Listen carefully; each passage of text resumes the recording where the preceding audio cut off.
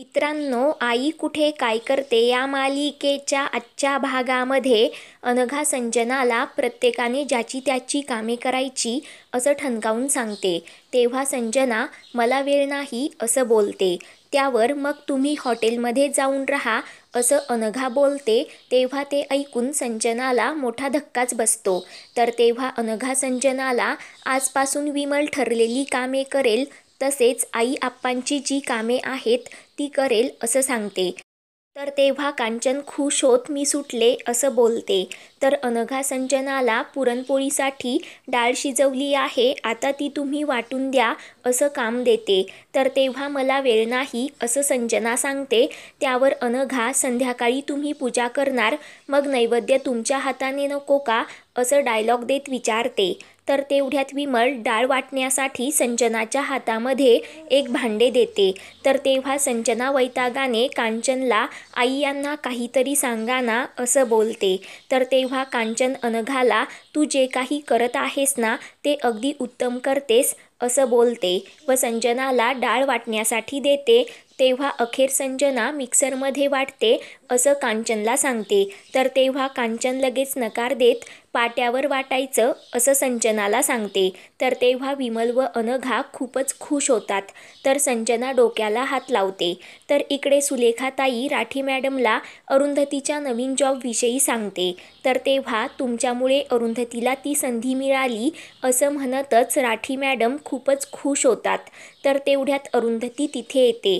तेव्हा सुलेखा तिला आश्रमातील काही जणी म्युझिक स्कूलमध्ये काम करतील असं सांगते. तेव्हा अरुंधती राठी मॅडमला बायकांच्या नावांची लिस्ट देते.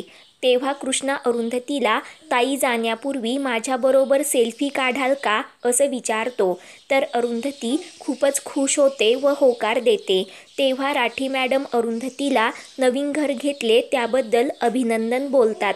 त्यानंतर सुलेखा अरुंधतीला क्लास झाल्यानंतर होळी साजरी करायला थांब असा आग्रह करते.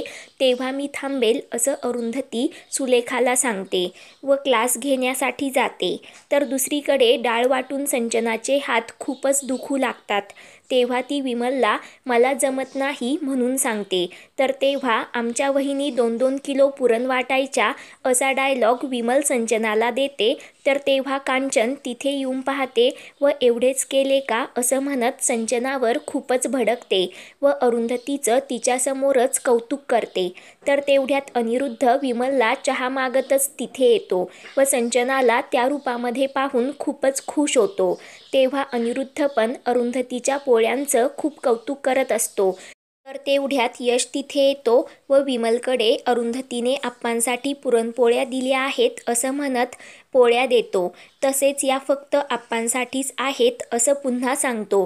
तेव्हा विमल बरं झालं सांगितलं, आता लपून ठेवते असं यशला बोलते. तेव्हा ते ऐकून कांचन अनिरुद्ध खूपच वैतागतात. तर तेव्हा कांचन संजनाला तू लवकर आवर, अजून तुला पूजेसाठी तयार व्हायचं आहे असं सांगते. तेव्हा अनिरुद्ध अभि व अनघाच्या हाताने यावेळी आपण पूजा करू असे बोलतो. परंतु संजना अनिरुद्धचं काही ऐकत नाही. मी अजून तरुण आहे असं ती सांगते. तेव्हा कांचन संजनाला अगोदर पुरण वाट मग सगळ्या हौशी भागव असा डायलॉग देते. तेव्हा ते ऐकून संजना अजूनच रडकुंडीला येते. त्यानंतर रात्री आश्रमामध्ये होळीची तयारी चालू असते. तर तेव्हा आशुतोष अरुंधती व सर्वजण तिथे जमतात. तेव्हा राठी मॅडम आशुतोषला अल्बमसाठी शुभेच्छा देतात. तर सुलेखा अरुंधतीला होलिकेची पूजा करण्यासाठी सांगते. तर अरुंधती आनंदाने पूजा करू लागते. तर इकडे देशमुख परिवार घरासमोर होलिका दहनासाठी जमतात. तेव्हा आप्पा व कांचन अनघाला खूप छान दिसत असल्याचं सांगतात व कुणाची नजर लागायला नको असं बोलतात. तेव्हा कांचन दोघांची पण दृष्ट काढते. तर तेवढ्यात संजना व अनिरुद्ध तयार होऊन तिथे येतात. तेव्हा संजना कांचनला सुरुवात करायची का असं विचारते. त्यावर कांचन वैतागाने तो काय सुरू करायला पिक्चर आहे का, आधी होळीची पूजा करायची असते, तुला माहिती नसेलच, तुला कोण परत शिकवणार असं म्हणत खूपच वैतागते. त्यानंतर कांचन संजनाला मी कशी पूजा करते ते बघ व नंतर तसंच कर असं सांगते व होळीची पूजा करू लागते. तेव्हा सर्वजण होळीसमोर विनम्रपणे हात जोडतात. कांचन अनघाला होळीला पोळीचा नैवेद्य दाखव असं सांगते. तेव्हा आप्पा अनघाला तू केलेल्या व अरुंधतीने पाठवलेल्या अशा दोन्ही पोळ्यांचे नैवेद्य होळीला दाखव असं बोलतात. तर तेव्हा कांचन कशाला असं विचारते. तेव्हा मी सांगतो म्हणून दाखव असं आप्पा अनघाला बोलतात. त्यावर अनघा दोन्ही पोळ्यांचे नैवेद्य होळीला दाखवते. तेव्हा कांचन अभि व अन्याचा खूपच जळफळाट होतो. तर तेव्हा आप्पा अविनाशला आज कित्येक वर्षांनी घरच्या सणाला अरुंधती नाही. कोणी कितीही काही केले तरी आपल्यातील एक व्यक्ती मनातून अजिबात जात नाही. होलिका माता आमच्या अरुंधतीला नेहमी सुखी ठेव. आमच्या हातून खूप मोठी चूक झाली आहे, घोर पाप झालं आहे. त्याची कमीत कमी झळ अरुंधतीला बसू देत अशी आप्पा होलिकेसमोर प्रार्थना करतात. तर दुसरीकडे अरुंधती पूजा करते.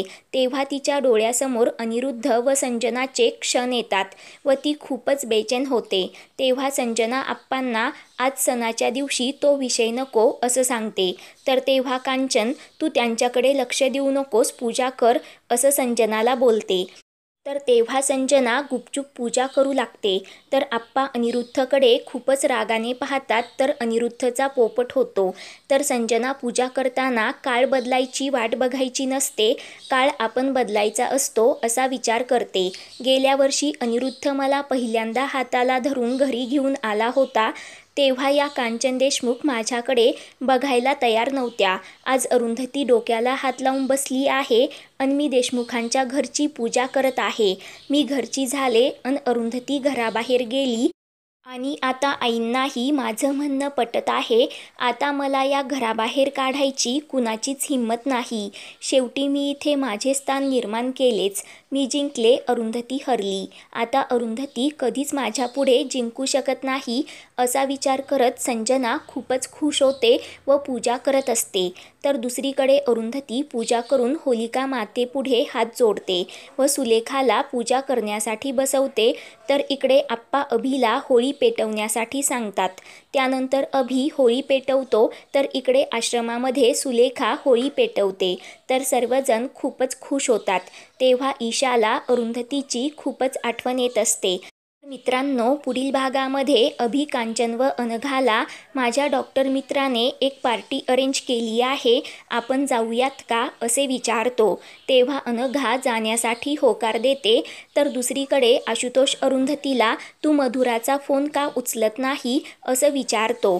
तेव्हा अरुंधती ती मला फोन करत आहे का असं बोलते. तर तेव्हा आशुतोष तिने आपल्याला आज पार्टीसाठी बोलावलं आहे म्हणून अरुंधतीला सांगतो. तर जाऊयात म्हणत अरुंधती लगेच होकार देते.